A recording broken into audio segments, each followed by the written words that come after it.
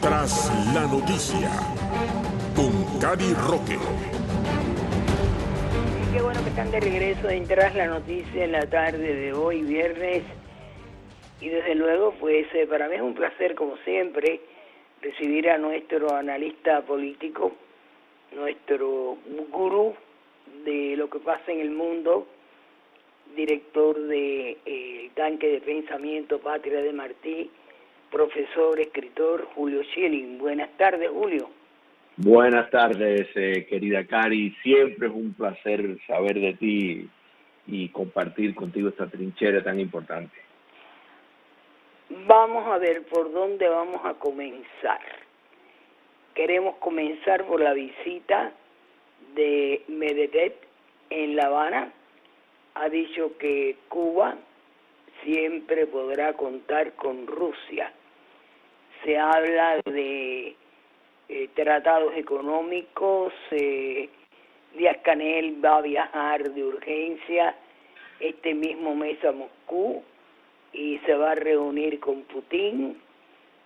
Dame tu punto de vista luego de que indudablemente las medidas económicas emanadas de la actual administración han puesto en jaque mate prácticamente la muy precaria economía cubana. ¿Es esto un desespero económico o es el regreso a ser un satélite, una especie de planta parásita nueva, pero esta vez de Rusia, la imperial? Se une, Cari, vertientes de todas los factores que has mencionado. Es como esa pregunta que te dice, todas las de arriba, bueno, en este sentido es lo mismo. O sea, desde que Vladimir Putin toma el poder en Rusia, ya a partir de ahí, la democracia incipiente rusa empieza un proceso de reversión, poco a poco cerrando espacios de libertades civiles y políticas y preservando determinada liberalización económica. Entonces vemos ese acercamiento de nuevo desde hace tiempo con América Latina, ¿verdad? En el caso de Cuba comunista, sin lugar a duda, la posición digna y moral de la actual administración de intentar negarle recursos a la dictadura castrista, pues les depriva al castrocomunismo de poder establecer la China tropical que ellos quisieran. O sea, porque eso es en efecto la dictadura perfecta, un Estado leninista, comunista, que tiene una economía de planificación mixta. Entonces, pues,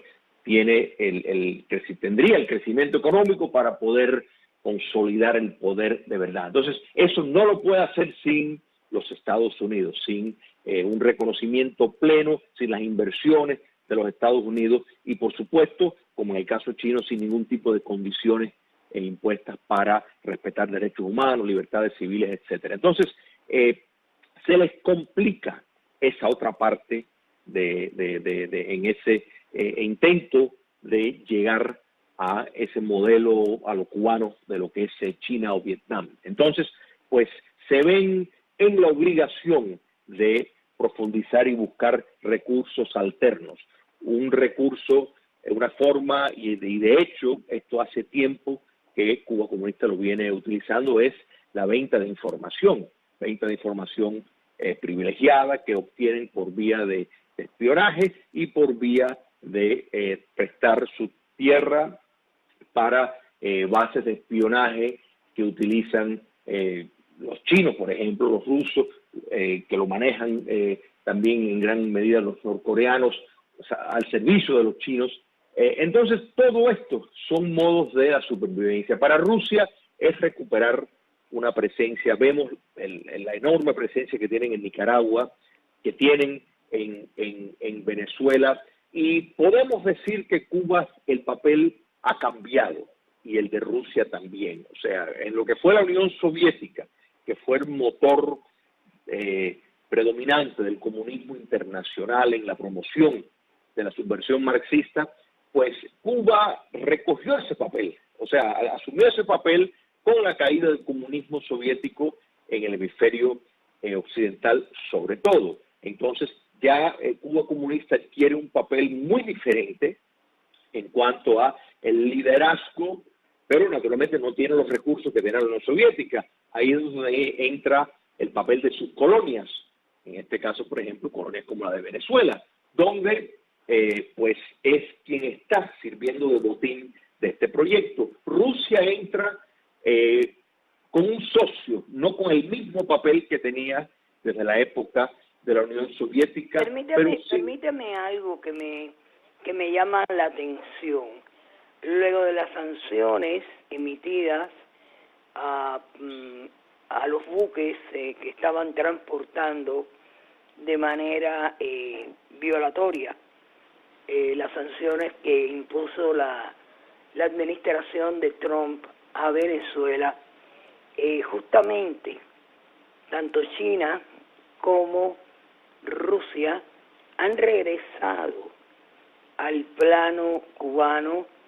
La China ha vendido 240 vagones de trenes a Cuba por 150 millones de dólares, 80 llegaron en mayo. Moscú ahora anuncia un plan de inversión de 1.000 millones de dólares hasta el 2030, todo esto a 90 millas. El martes el embajador de China en Cuba, Chen Xi, enfatizó que China apoya y apoyará como siempre al gobierno de Cuba. Dame tu lectura, ¿es esto un reto? Por supuesto que esto es, mira, el mercado cubano, el mercado de los cubanos que viven fuera del territorio nacional es un mercado mucho más lucrativo para cualquier país que tenga interés en que esos ciudadanos adquieran sus exportaciones. O sea, es un mercado porque tiene una capacidad de gastar dinero mucho más grande. O sea que el mercado cubano intramuro es un negocio pésimo. O sea, no hay un mercado que realmente es rentable. El interés que tiene es lo que tú tocaste, la geografía.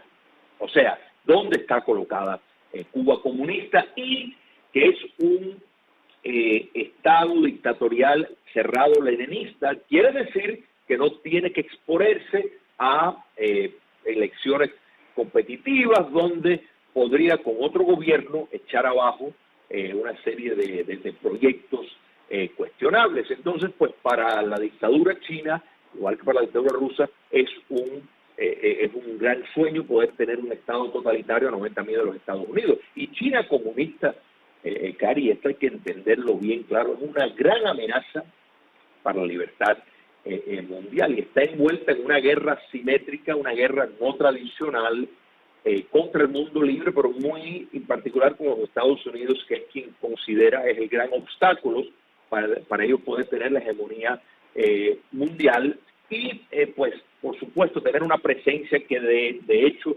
lo tiene. Y hay que señalar que aún en tiempos de Mao, China comunista, si bien la Unión Soviética tuvo el papel como mencioné previamente predominante, China también, o sea, tenía una corriente y estimulaba tener una influencia. De hecho, en gran medida la fricción entre, por ejemplo, Ernesto Che Guevara y Fidel y Raúl Castro era la postura de que Guevara pues favorecía la tendencia china, o sea que no solo tenía diferencias en metodología, sino determinadas corrientes también, y tenía una relación estrecha con la embajada de China comunista en Cuba. O sea que China busca, y es una cosa que nunca de todo abandonó, de tener un papel en la promoción del comunismo internacional. O sea que China ahora tiene los recursos para poderlo hacer de una manera en efectiva, utilizando métodos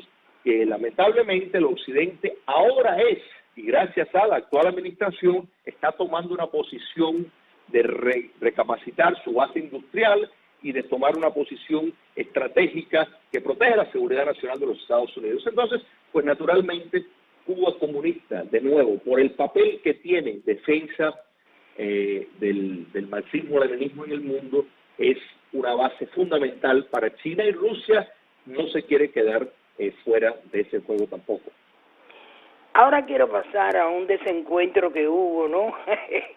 con Nicolás Maduro y sus declaraciones cuando despidió al que era embajador de Cuba en Venezuela, y prácticamente forzó a que Cuba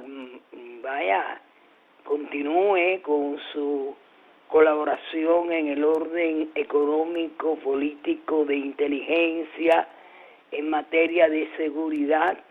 Y si mal no recuerdo yo, cuando se cuestionó la situación esta en Naciones Unidas, el canciller Bruno Rodríguez Parrilla indudablemente dijo que eso era una falacia, y fue justamente ante las declaraciones del presidente de Brasil, Jair Bolsonaro, que denunció que 60.000 cubanos están en Venezuela, y bueno, la delegación cubana montó tribuna, pero él intrínsecamente desmintió esto, y ahora pues salta a la luz pública. Esto me recuerda a la famosa llamada que Fidel Castro puso en el aire cuando Fox, el presidente de México, le dijo: cenas y te vas. ¿Te acuerdas? Me acuerdo. ¿Cómo lo ves tú? No, mira, estamos, los tiempos no son los mejores para el castrocomunismo. Y tú has mencionado una figura, el presidente Jair Bolsonaro, que claramente en su exposición de las Naciones Unidas, sin tener nada coordinado con el presidente norteamericano, los dos mencionaron la amenaza del comunismo, la amenaza del socialismo, la presencia del castrocomunismo. Entonces lo requiere. Fíjate si es así, y el papel que tiene en América Latina, que vemos, por ejemplo, y esto lo hemos hablado y lo traigo a colación, el caso de Argentina, porque la candidata a la vicepresidencia, Cristina Fernández de Kirchner, ha ido numerosas veces, no solo porque su hija está ahí, porque le está coordinando y está recibiendo instrucciones logísticas de cómo operar para ganar en Argentina las elecciones a finales de este mes. Entonces tenemos que entender de que esa presencia, viniendo de un Estado totalitario, tiene un valor extraordinario, y el dictador Maduro lo reconoce. Hay que entender que lograron sobrevivir toda esa gran protesta popular que hubo por un tiempo extendido, y permanece en el poder. Eso es gracias a la coordinación. Vimos en Nicaragua una repetición de las tácticas represivas que utilizan en Venezuela. Te das cuenta que quienes están coordinando toda esta postura de retención del poder de estos regímenes dictatoriales es Cuba comunista. Entonces, pues por supuesto, eso no tiene precio. Para dictaduras apocalípticas como esta no tiene precio la presencia, penosa presencia de Cuba comunista en el poder político de esos países. Definitivamente, Julio, y muchísimas gracias, como siempre, por tus análisis para nuestro programa Tras la Noticia. Te deseo un lindo fin de semana. Te deseo mucho éxito en tu próximo encuentro que vas a tener en Patria de Martí, justamente tratando sobre temas de gran importancia a nivel mundial. Y desde luego, pues contamos contigo como siempre en la próxima semana. Cómo no, mucho gusto siempre. Un fuerte abrazo, Karen.